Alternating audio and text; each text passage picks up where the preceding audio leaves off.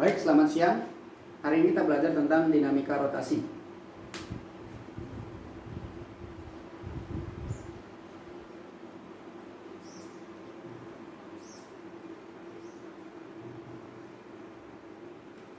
Nah, dalam dinamika rotasi, kita akan belajar tentang momen inersia.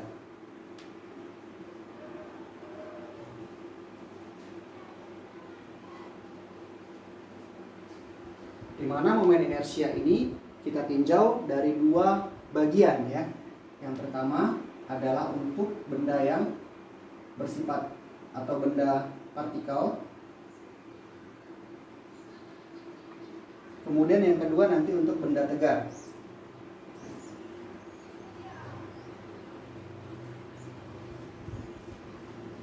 Ya, jadi ada partikel, ada benda tegar ya.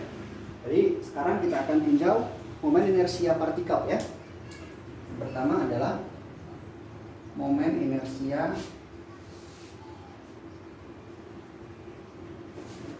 benda partikel. Ya. Nah, momen inersia ini sendiri merupakan hasil perkalian antara massa dengan jari-jari. Jari-jari itu maksudnya adalah jarak antara benda dengan porosnya yang digunakan untuk berputar, ya. Oke. Nah, untuk momen inersia sendiri memiliki simbol I, ya. I sama dengan momen inersia I sama dengan M dikali massa dikali dengan R kuadrat. Nah, ini secara umum ya, M dikali R kuadrat. Jadi kalau penjumlahan seluruhnya momen inersia adalah MI dikali RI kuadrat. Nah, ini general ya, secara umum. Saya buat kotaknya ya. Nah, penting. Baik, aplikasinya seperti apa? Kita perhatikan sebuah benda titik atau partikel itu diikatkan pada sebuah kayu atau pada sebuah batang, kemudian diputar terhadap poros. Ya, ini porosnya, kemudian ada partikel ketiga. Jadi partikel pertama, partikel kedua, partikel ketiga, ya, diputar terhadap poros. Nih, arah perputarannya kira-kira berlawanan arah jarum jam ya. Ini terserah kita.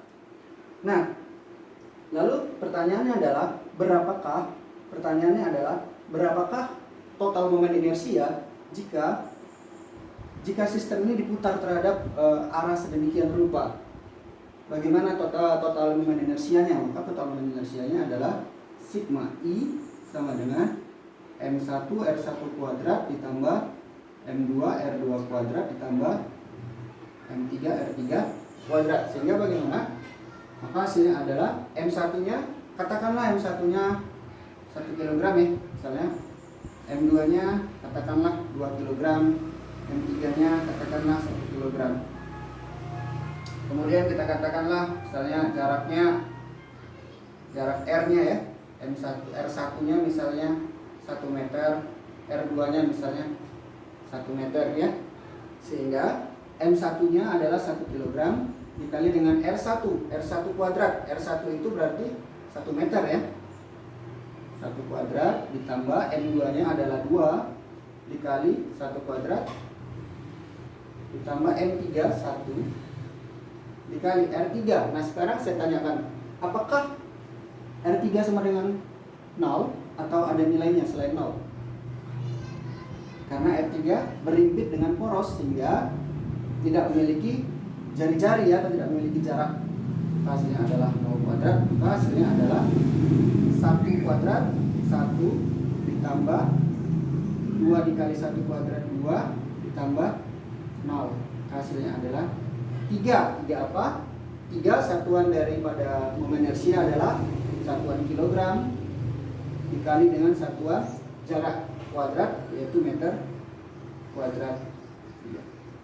Jadi nilai total momen inersianya adalah 3 kg meter kuadrat. Nah, bagaimana jika bendanya tidak seperti itu sistemnya, melainkan kita putar dia secara diagonal misalnya. Ya. Misalnya ada sebuah sistem partikel yang diikatkan pada sebuah bidang persegi seperti ini misalnya.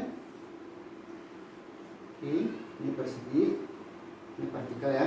Jadi persegi itu semua sisinya sama ya. Kemudian kita kasih simbol di sini M1, sini M2, sini M3, sini M4. Kemudian jika R diketahui ya, ini diketahui misalnya R sama dengan, atau rusuknya sama dengan katakanlah 2 meter. Kemudian M1 misalnya 1 kilogram, M2 1 kilogram, M3 2 kilogram, M4 misalnya 2 kilogram. Oke, lalu bagaimana soalnya jika sistem ini diputar terhadap porosnya di tengah ya, terhadap poros A, bagaimana momen inersianya? Lalu jika sistem ini diputar terhadap poros B, seperti ini ya, terhadap poros B, bagaimana momen inersianya? Baik, sekarang kita akan tinjau satu-satu ya. Terhadap poros A. Oke, terhadap poros A, maka momen inersianya adalah kita perhatikan sigma I sama dengan M1 R1 kuadrat tambah M2 R2 kuadrat ditambah M3 R3 kuadrat ditambah M4 R4 kuadrat. Oke, kenapa ada 4? Karena masanya ada 4 di sini ya. Sehingga hasilnya adalah M1-nya di sini adalah 1 kg dikali R1. R1 itu adalah ini ya.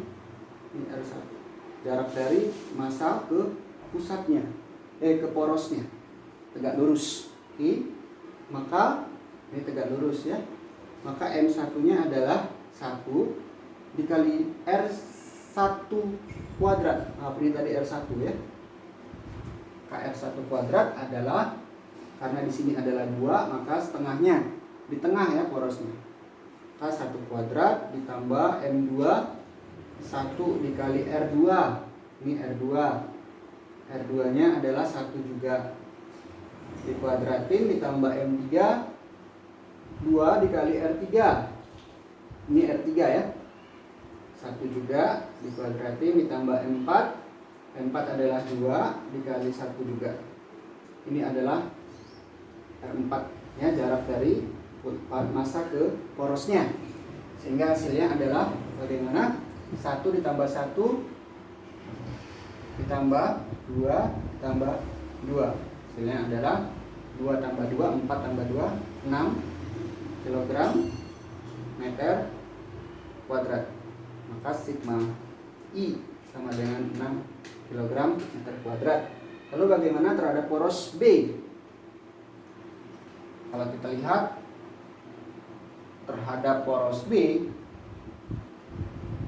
maka kita perhatikan di sini terhadap poros B. Apakah M1 dengan M3 memiliki momen inersia jika diputar terhadap poros B? Jawabannya tidak. Momen inersianya sama dengan 0 ya. Kenapa? Karena jaraknya tidak ada berimpit di poros. Setiap benda yang berimpit di poros tidak memiliki momen inersia. Oke, sehingga yang ada momen inersianya adalah M2 dengan M4. Maka totalnya sigma I sama dengan M2 R2 kuadrat ditambah M4 R4 kuadrat. Baik, sekarang kita lihat M2 nya di sini adalah 1 kg ya, ini ya. Pas 1 kg dikali dengan R2. Yang manakah R2? R2 di sini adalah jarak tegak lurus ya. Tegak lurus dari titik tengah. Mari ini ambil yang tegak lurus nih. Seperti ini. Nah, ini adalah R2. Ini R2 yang baru terhadap poros B ya. Anggaplah ini tegak lurus. Sehingga jika kita gunakan prinsip matematika, jika di sini ada sebuah segitiga ya. Misalnya di sini ada sebuah hipotenusa, jika di sini adalah 2, di sini 2, maka hipotenusanya adalah 2 akar 2 ya. 2 akar 2. Maka setengah dari 2 akar 2 adalah akar 2. Ya. Atau boleh saya perbesar juga ya seperti ini. Nah, jika di sini adalah 2 meter, di sini adalah 2 meter, maka berapakah di sini? Pakai Pitagoras ya. Berapakah misalnya R? Misalnya D ya. Maka D sama dengan akar dari 2 kuadrat ditambah 2 kuadrat sama dengan akar 4 ditambah 4 sama dengan akar 8 ya, sama dengan 2 akar 2. Jadi kalau ambil setengahnya, kalau ini 2 akar 2, ambil setengahnya, maka di sini akar 2, di sini akar 2 ya. Oke, bisa kira-kira ya. Maka di sini adalah akar 2 kuadrat ditambah M4. M4 di sini adalah 2 kg dikali dengan sama ya akar 2 juga. Karena adalah persegi, sisinya sama. Maka hasilnya adalah akar 2 kuadrat adalah 2 kali 1 2 ditambah 2 dikali 2 4. Hasilnya adalah 6 kg meter kuadrat atau meter persegi. Baik. Untuk sekarang pertemuan ini kita hanya membahas tentang inersia benda partikel. Pertemuan selanjutnya kita bahas tentang benda tegar. Terima kasih, semoga bisa menjawab soal-soal yang seperti ini nantinya ya, dan semoga bermanfaat. Selamat siang.